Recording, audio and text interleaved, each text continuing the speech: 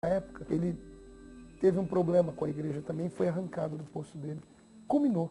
Isso foi a gota d'água que faltava para que a igreja se esvaziasse. Eu era diácono nessa época. E chegou um outro pastor para assumir o posto dele. E era um pastor nordestino, pastor Valdivino. E o pastor Valdivino olhou para mim numa reunião domingo à tarde e disse: você vai pregar hoje. Eu olhei para ele e disse assim: não vou não, pastor. Se fosse outro dia eu pregaria. Pregar na igreja desse jeito, fria desse jeito, vazia. Ele disse assim: você é covarde? E eu disse não. Ele disse: então prega hoje. Era recém-casado, Karen ainda não havia nascido nessa época.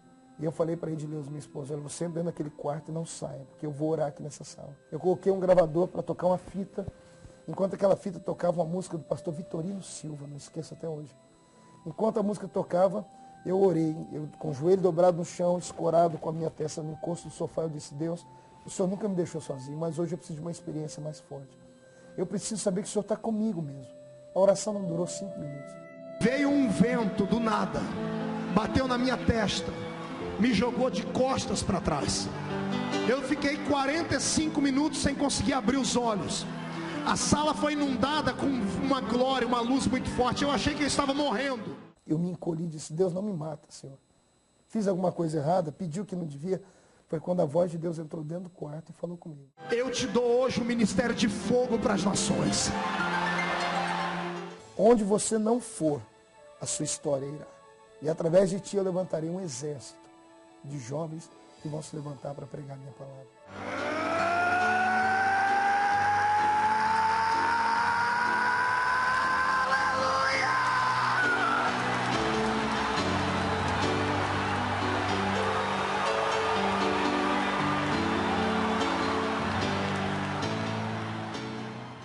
E eu levantei, isso terminou, aquele momento de êxtase. Eu me levantei suado, com dificuldade, meu corpo não estava dolorido, mas eu estava mole, fraco. Eu levantei e caí no chão de novo. Imagine, eu não sabia nada disso. Só conhecia as experiências da Bíblia. Eu não sabia nada de uma nova unção. Não conhecia o ministério do pastor Benihim. Porque se eu conhecesse o ministério desses homens, eu saberia mais ou menos o que era, mais ou menos o que aconteceu com eles. Mas eu não conhecia nada, eu era leigo, morava no meio do mato, uma cidade pequena. Nunca tinha saído daqui para não ser ir a Ribeirão Preto e nas cidadezinhas aqui perto, Morro Agudo e César Oliveira pregar. Foi nesse dia que eu entrei no quarto, aí a Edileuza que conta. Ela disse que ela olhou para mim, ela não me viu, ela viu um gigante. E eu fui para o culto naquele dia. E naquele dia eu fiquei na porta, porque eu era diácono, e Deus trouxe os crentes para o culto naquele dia. Eu acho que vieram de curiosidade para ver o pastor novo. E eu ficava na porta numa alegria, eu me lembro que eu ficava com a mão estendida, como se estivesse abraçando alguém. Alguém deve ter achado que eu era louco, mas eu sentia a presença do Espírito Santo como eu estou sentindo vocês aqui. Eu senti o calor dele, eu começava a conversar com ele como estou conversando com vocês. E o medo que eu tinha de tarde, de não pregar, agora se transformou numa ansiedade por estar no púlpito. Agora a palavra final com o diácono Marco Feliciano, eu subi ao púlpito, pedi à igreja para ficar de pé e abri a Bíblia. Eu sinto a presença de Deus falando isso aqui. Quando eu abri a Bíblia, eu disse assim: Deus me visitou. E li aquele texto: o vento sopra onde quer. Ouves a sua voz, mas não sabe de onde vem e nem para onde vai. Assim é todo aquele que é nascido do Espírito. Nesse momento, da porta da frente, da entrada da igreja até o púlpito, as pessoas começaram a cair. Deixa Deus te usar!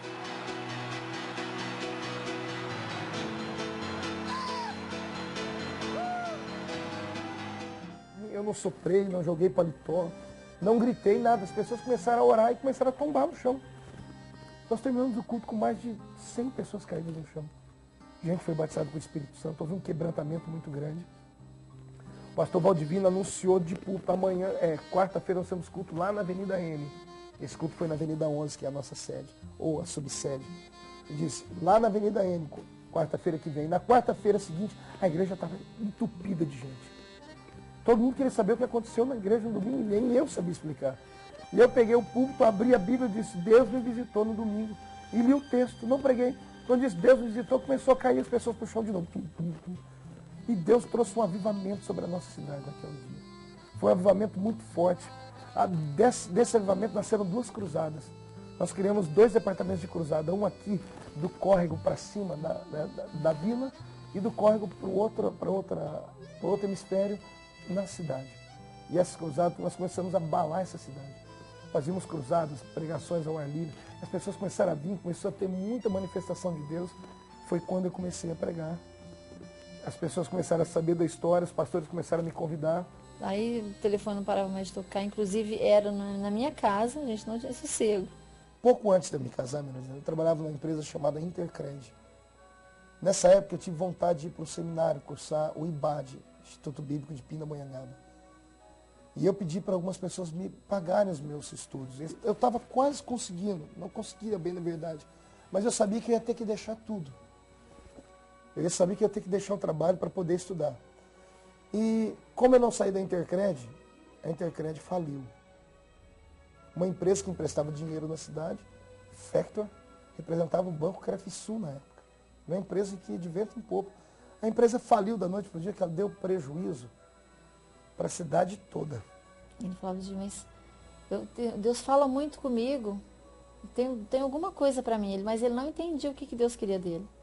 E eu fui trabalhar na fábrica de vela.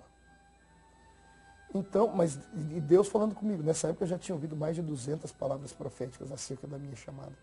Em todo o congresso, Deus usava uma pessoa para falar com ele. Só que ele ficava confuso, porque Deus não falava o que era. Eu tenho um plano na sua vida, eu vou te usar muito, né? E Deus me chamou fortemente nessa época. 4 meses depois eu fui consagrado ao diaconato da igreja pelo pastor José Roberto. Depois o pastor José Roberto me consagrou, ele me deu um trabalho para dirigir numa fazenda aqui. E eu ia com a minha Brasilinha, ô Brasília abençoada. Eu me lembro que o primeiro trabalho que eu fui dirigir, eu não dei conta de dirigir, porque estava chovendo. A Brasília não conseguiu subir o barranco para chegar lá na casa dos irmãos, e era uma chuva muito grande, eu tive que voltar para casa.